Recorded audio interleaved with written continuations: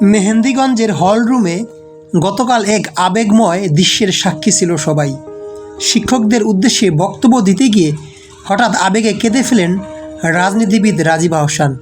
উপস্থিত সবাই স্তব্ধ হয়ে যান।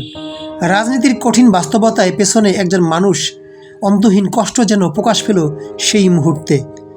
রাজনীতিতে মতবিরোধ থাকতেই পারে, কিন্তু একজন রাজীব আহসানকে ছোট করে দেখার উপায় নেই। বিএনপির এই নিবেদিত প্রাণ নেতার বিরুদ্ধে রয়েছিল প্রায় 400-র অধিক মামলা, কারাভোগ করেছেন বহুবার, সহ্য করেছেন জেল, জুলুম সহ আরও নানান নির্যাতন। ঢাকা বিশ্ববিদ্যালয়ের সাবেক মেধাবী ছাত্র রাজীব আহসান আজও রাজনীতিতে দেখেন মানুষের সেবার মাধ্যম হিসেবে, ক্ষমতার জন্য নয়। মেহেন্দিগঞ্জে তার জনপ্রিয়তা এখন আকাশচুম্বী, বিশেষ করে তরুণদের মধ্যে। এলাকায় যেখানেই যান মানুষের ভালোবাসায় ভেসে যান তিনি। সম্প্রতি অসহায় এক পরিবারের জন্য ঘর করে দেওয়ার প্রতিশ্রুতি দিয়েছেন তিনি। তার আগে এলাকায় একটি ব্রিজ নির্মাণ করেছেন, যা এক জ্বলন্ত উদাহরণ। তিনি যদি ভাগ্যক্রমে আগামী নির্বাচনে মেহেন্দিগঞ্জ থেকে এমপি পদপ্রার্থী হন, তাহলে বিএনপিপন্থী মানুষের সমর্থন পাওয়া নিশ্চিত। তবে তার জনপ্রিয়তার জোয়ার ছুঁয়ে যাচ্ছে রাজনীতির সীমারেখাও। তিনি বর্তমানে একজন কেন্দ্রীয় নেতা।